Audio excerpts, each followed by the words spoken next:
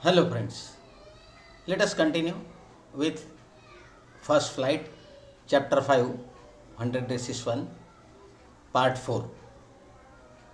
Here we shall continue with the story of Peggy and Maddie. Maddie, in the previous part, we saw that Maggie did not feel good when Peggy was harassing, teasing Vanda Petronsky. Maddie thought that this is not good because she was also coming from poor family. Maddie was also poor. So she did not think that this is good to make fun of anybody's poverty. And uh, Peggy was brilliant in the class, so she was highly respected by the teachers also. Teachers also liked her, and that is why everyone was supporting her. Maddie, she was very close friend of Peggy, and she thought that if I tell Peggy directly, then she won't listen. She will start making fun of me also, or I don't have daring to tell her directly why you are teasing Vanda. So she thought to write a kind of note, एक चिट्ठी लिखने का उसने सोचा. She started, but then she thought that there is no meaning. Till Peggy herself do not feel that I am doing wrong, there is no meaning. So ultimately, she thought that okay, if Peggy is doing, let her do what I can do as Maddie. Let us continue the lesson from that on page number 68. As for Vanda, she was just some girl who lived up on Boggins Hills and stood alone in the schoolyard. जहाँ तक Wanda की बात है, Wanda की details है, तो उसमें वो बेचारी बॉगिन्स हिल्स, बॉगिन्स हाइट्स, उस एरिया से वो आती थी जो कि स्लम एरिया था, जहाँ गरीब लोग रहते थे. और स्कूल के यार्ड में, कंपाउंड में भी वो आके अकेली खड़ी रहती थी. उसके साथ कोई दोस्ती करने के लिए तैयार नहीं था, क्योंकि उसका ड्रेस सिंपल था, वो किसी के साथ बात नहीं करती थी, शर्माती थी, और वो खुद को लो मानती थी कि दूसरे सब बड़े ब्रिलियंट है, पैसे वाले हैं, मैं कैसे मिक्स हो सकती हूँ, वो मेरा मजाक उड़ाएंगे. और सही में उसका मजाक भी उड़ाते थे. किसी का भी मजाक उड़ाओ तो वो हर्ट होता है, whether it is that person is rich और पुअर, एल्डर और यंगर. छोटे बच्चे को भी आप अगर मजाक उड़ाते हो तो वो हर्ट होता है. कभी सामने बोल सकते हैं हम, कभी नहीं बोल सकते हैं. ये तो बेचारी गरीब थी, तो ये बेचारी सामने बोल नहीं सकती थी. क्लास में भी वो लास्ट बेंच पर बैठती थी, उसके साथ कोई बात करने को तैयार नहीं था.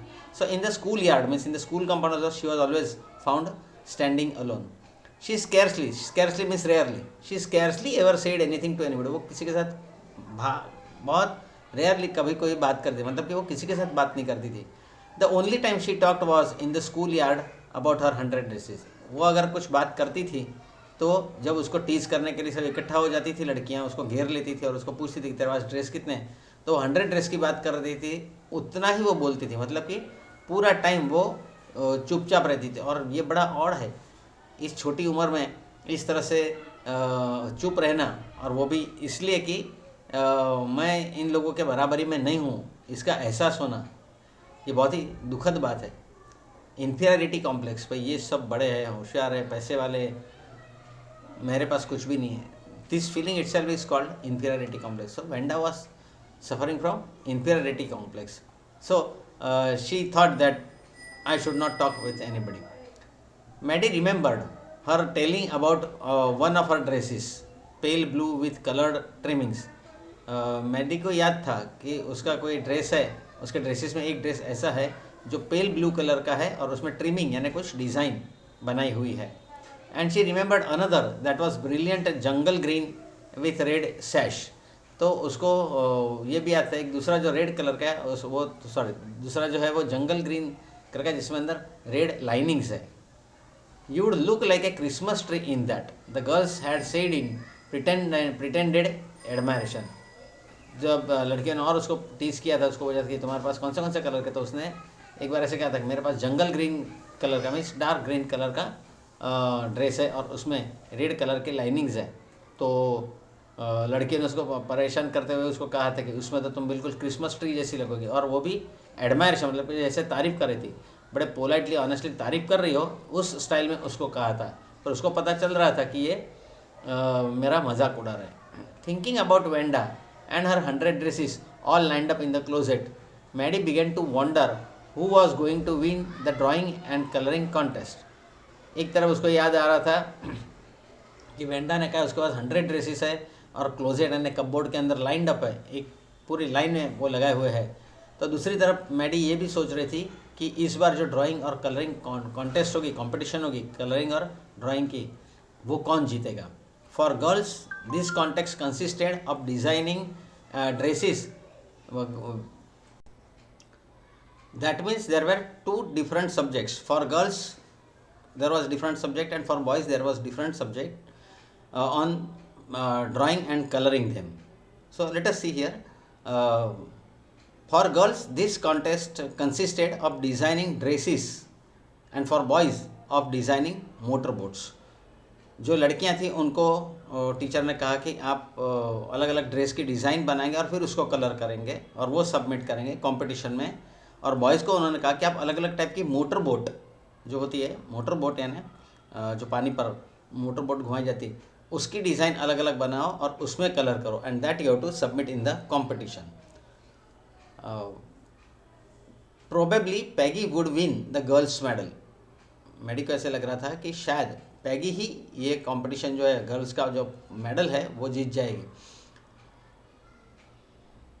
At least Peggy Drew better than anyone else in the room. उसका रीज़न था कि पैगी का ड्राइंग अच्छा था। पैगी बाकी सब स्टूडेंट्स के कंपैरिजन में उस रूम में यानी उसके क्लासरूम में बाकी सब स्टूडेंट के कंपैरिजन उसका ड्राइंग भी अच्छा था। तो मैडी को लगा कि ये प्राइज़, ये जो कंपटीशन है वो भी पैगी वही जीत जाएगी। At least that's what everybody thought. वैसे तो हर कोई यही सोच रहा था कि इस बार भी पैगी ही जीतेगी। She could copy a picture in magazine or some film star's head so that you could almost tell who it was. वो जब ड्राइंग बनाती थी तो किसी मैगज़ीन में से कोई पिक्चर सिलेक्ट करके वो ड्रॉ करती थी या किसी फिल्म स्टार का फेस एग्जैक्ट ऐसे ही बनाती थी कि तुम इमीडिएटली पहचान लो कि कौन से फिल्म स्टार का ड्राइंग उसने बनाया है। Oh, Maddy was sure Peggy would win. Maddy को तो बिल्कुल श्योर हो गया था कि पैगी ही जीतने वाली है। Well, tomorrow the teacher was going to announce the winners, then they would know. कल ही मतलब tomorrow the result is going to come. हम सब ने अपने ड्राइंग कंपटीशन में पार्ट लिए, सब ड्राइंग सबमिट कर दिए हैं, तो कल ही उसका रिजल्ट आने वाला है। उस वक्त उनको पता चलेगा, देन दे वुड नो। उस वक्त उन्हें पता चलेगा who is the winner and who has got the medal. The next day it was drizzling. Drizzling में स्लाइट रेन हो रहा था, धीरे से, मतलब स्लो रेन होता है जिसको हम थोड़ा केयर नहीं करते, बॉदर नहीं करते और निकल पड़ते हैं। रेन कोट वगैरह अम्ब्रेला लेके हम निकल पड़ते हैं, that's called drizzling, not heavy rain. The next day it was drizzling. दूसरे दिन थोड़ी सी हल्की सी बारिश हो रही थी। Maddy and Peggy hurried to school under Peggy's umbrella. Peggy ने अम्ब्रेला ले ली थी और मैडी और पैगी दोनों उसी अम्ब्रेला में स्कूल की तरफ जल्दी जल्दी जा रहे थे। Naturally on a day like this they didn't wait for Wanda Petronski on the corner of Oliver Street, the street that far far away under the railroad tracks and up the hills led to Boggins Heights. Natural है कि आज result था, उनकी curiosity result जानने की थी कि किसने ये प्राइज़ जीता है।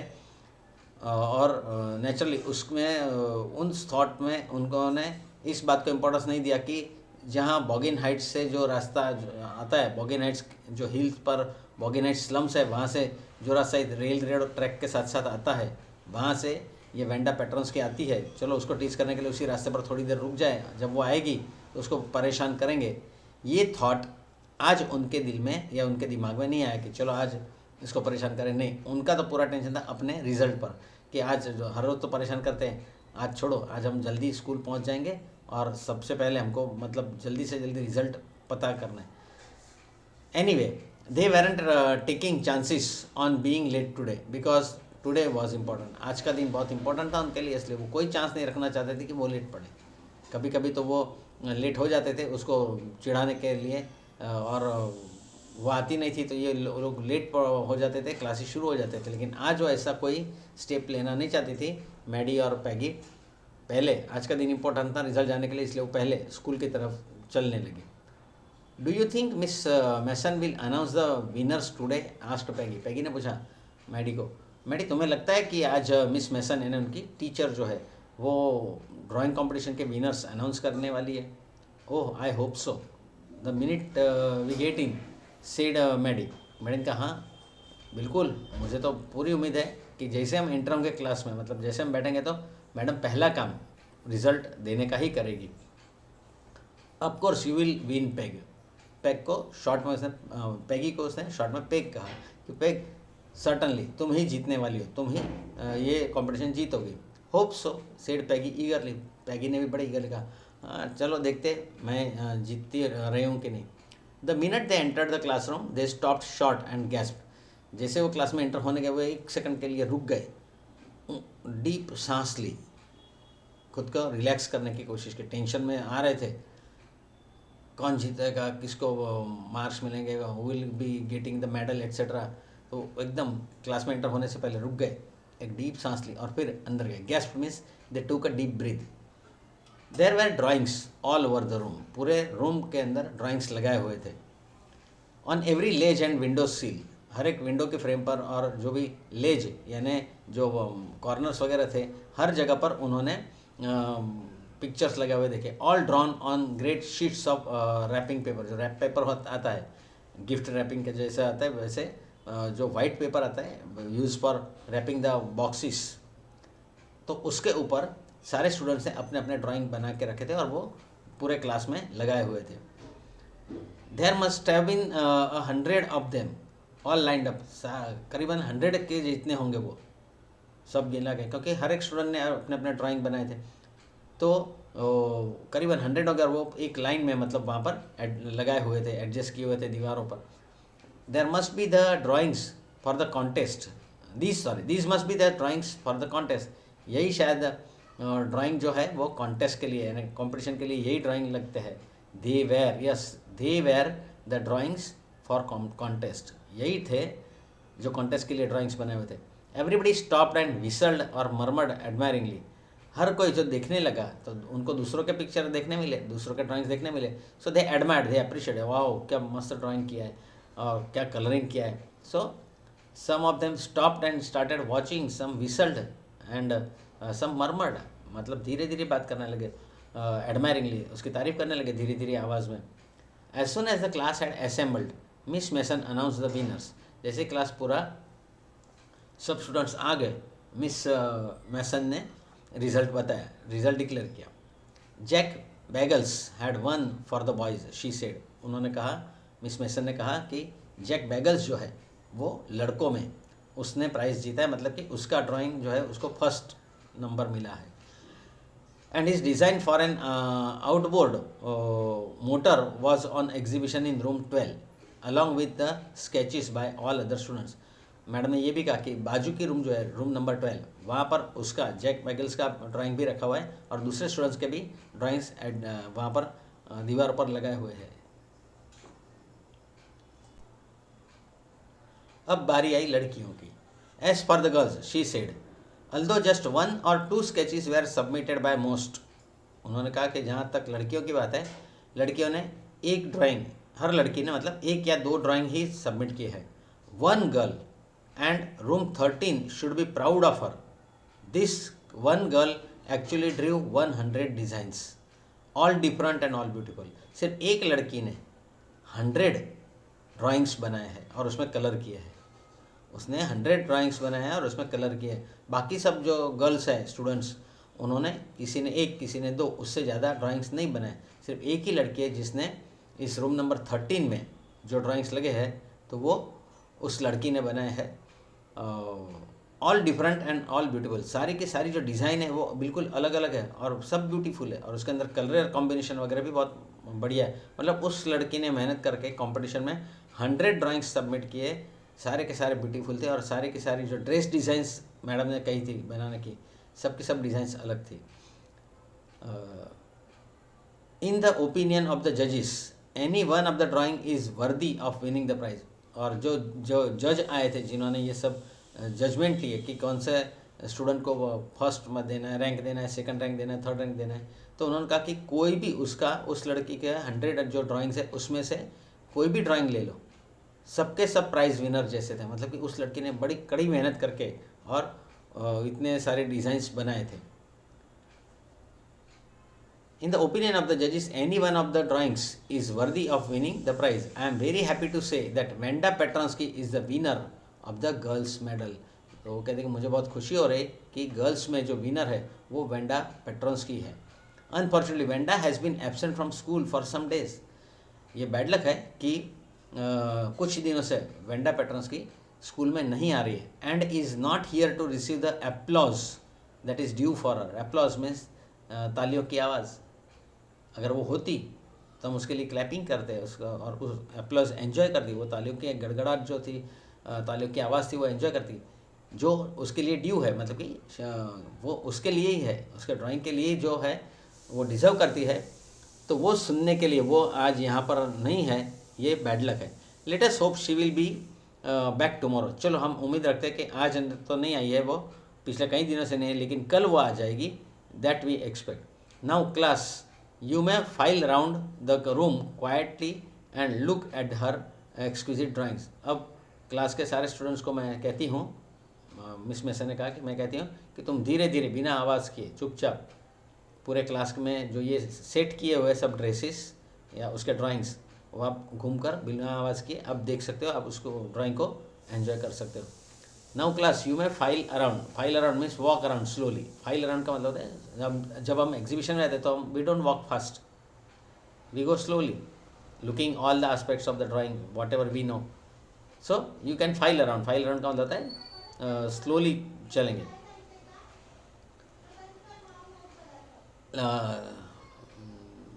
File around the room quietly and look at हर एक्सक्यूजिट ड्राइंग। और उसके बढ़िया से ड्राइंग जो है वो आप देख सकते हो। The children burst into applause. बच्चों ने जोरदार तालियां बजाई। वो नहीं थी फिर भी उसके लिए तालियां बजाई।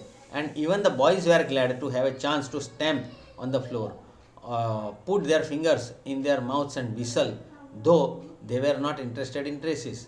बच्चों को भी मतलब मज़ा आया, बॉयज़ को भी मज़ा आया क्योंकि उनको तालियां जब बजाए तो उन्होंने पैर भी पटक के आवाज़ किया, विसल भी बजाई, मुंह में उंगलियां डाल के। मतलब चांस मिला है तो चलो आज शोर कर लेते हैं क्योंकि मैडम अप्रिशिएट करने के लिए कहती, आवाज़ करने के लिए कहती। Boys also enjoy. Look Peg whispered Maddy. Maddy धीरे से बोली, देखो पैगी। पैगी को वो पैग कहती थी। So look Peg whispered. Whispered means she spoke very slowly.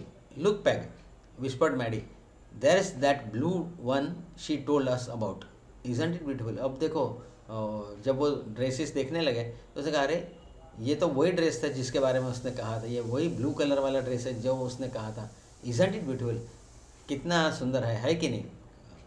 Yes said Peggy, and here is that green one boy and I thought I could draw.